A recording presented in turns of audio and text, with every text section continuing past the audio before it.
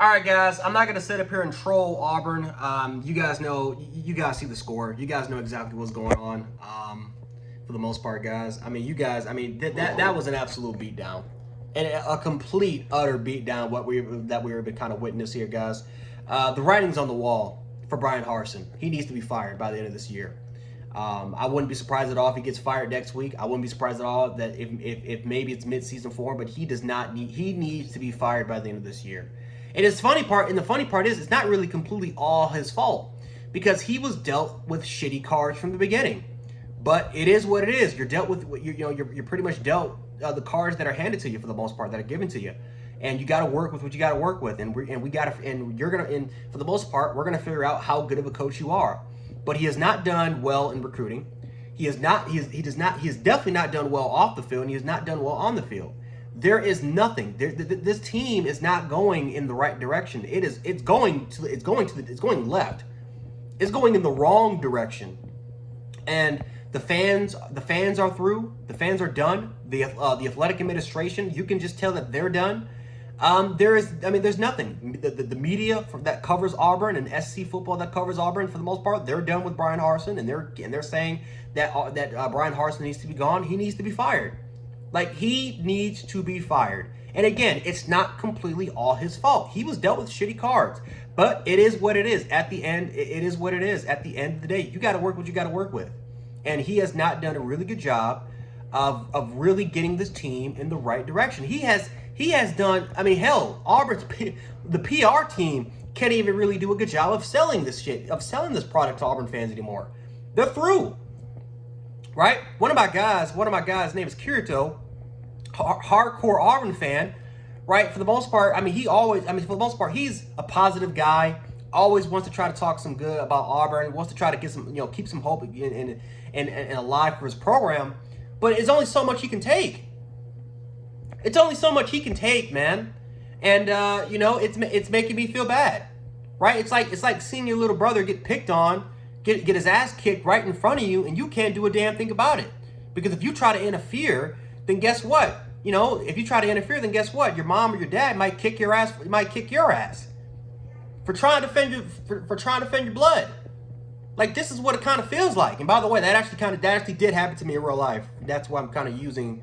That's why I'm kind of using that, because that literally actually happened to me in real life. But back to the actual story. Back to the actual, synopsis or breakdown of this game. TJ Finley is not a good quarterback. The quarterback management has been poorly addressed by Brian Harsin. I don't know if it's recruiting that's an issue. I don't know if it's players from the transfer portal that are not willing to go there and be confident in Brian Harsin's ability for development. But it needs to get better, because the offensive line's not helping. The skill position players are definitely not really helping you out a lot, and then the quarterback position is even worse than what we actually thought. Really, the only great player on that team is Tank Bigsby, at least on the offensive side of the ball, and he's not even being utilized that well enough. He's not even being utilized. This is just such an unfortunate situation if you are an Auburn fan, because now you have to deal with this crap the entirety of the season. And again, you guys have had barely any breaks. From the beginning of the season, it has been a roller coaster of just going through so many different stages of grief, the 7 stages of grief. It's been a roller coaster of emotions. And again, now as soon as we're starting to get to conference play, it's gonna be worse. Now, South Carolina, trust me, South Carolina is there with you. They understand exactly how you feel at this moment. But Auburn historically has been one of these programs that have had high expectations. Matter of fact, if you take a look at their record over the last 40 years, they've been one of the most successful programs in college football. They've been one of the most underrated programs in college football. They've had a lot of success over the last 40 years. So their fan base has always had high expectations when it comes to their program. Yes, they've been overshadowed by Alabama, and if you take Alabama out the equation, I think a lot more people would throw a lot more respect on the Auburn name. But God, we're seeing the fall of Auburn right now. And really, you can kind of make an argument there really was never a fall to begin with, because it's kind of been inconsistent. Like one year they'll be competing with Bama and even beat Bama and win the West, and then the following year they'll go like 6-7, win like 6 or 7 games. That's why they fired Gus Malzahn, because they've just been incredibly inconsistent. The offense for the most part was not really going anywhere. It was lack of development from the quarterback position.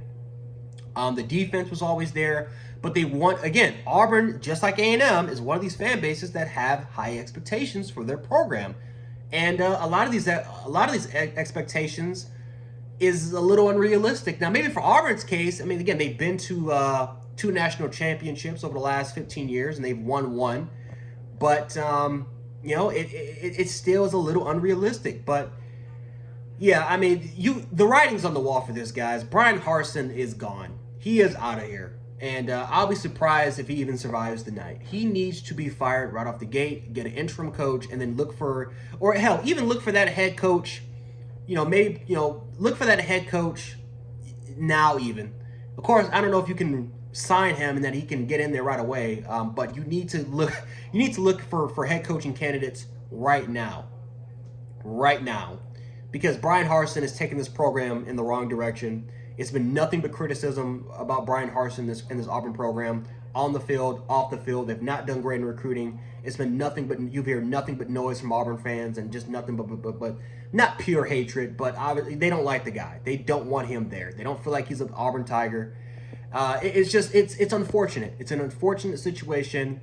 It sucks because Brian Harsin, he got dealt with shitty cards, but you got to play with him. You got to do what you got to do with him, right? You got to do your best to try to get that program out the woodworks and establish your own type of line, establish your own type of legacy, and to try to get that program on the right track. But it's not. It is not going on the right track right now. And I think it's just best to cut ties with Brian Harsin as soon as possible.